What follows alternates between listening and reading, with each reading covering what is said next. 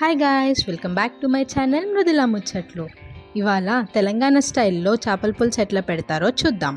ఈ fish curry కోసం 1.5 kg రవ్వ చేపనైతే తెచ్చుకొని ఉండే. కట్ చేసి తెప్పించుకున్న ఫిష్ని ఒక బేషన్లో తీసుకొని సాల్ట్ వేసి మంచిగా వాష్ చేసుకోవాలి. ఇట్లా ఉప్పుతో ఫిష్ కడగడం వల్ల చేప ముక్కలు చాలా క్లీన్గా అవుతాయి. చేప పులుసు పెట్టడానికి కావాల్సిన ఐటమ్స్ 2 ఆనియన్స్, 2 టమాటో, చింతపండు, ఉప్పు, కారం, పసుపు, మసాలా, ఎండుమిరపకాయలు, వెల్లుల్లి అండ్ ఆయిల్.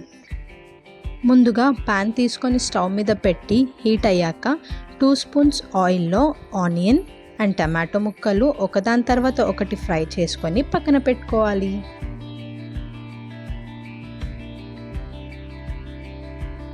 ఫ్రై చేసి పెట్టుకున్న ఆనియన్స్ ఇంకా అందులోనే గుప్పెడు అల్లం వెల్లుల్లి ముక్కలు కలిపి 1/2 స్పూన్ సాల్ట్ వేసి మిక్సీ పట్టాలి.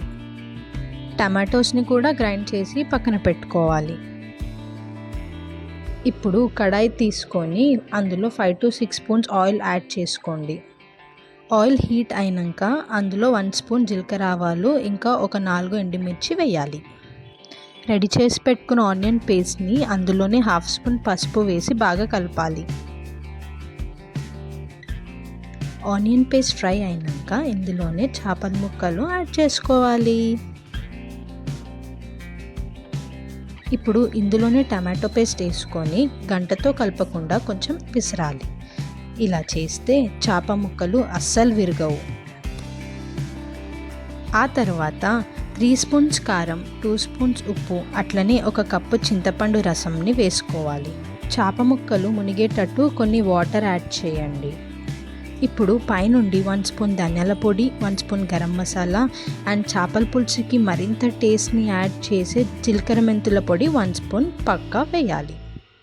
స్టవ్ని సిమ్లోనే పెట్టి ముక్క ఉడికేదాకా అట్లనే పైన ఆయిల్ తేలేంత వరకు మరగనివ్వాలి. అంతే, ఎంతో కమ్మగా ఉండే అద్దిరిపోయే చేపల పులుసు ready. Thanks for watching. Please subscribe Mridula ముచ్చట్లు.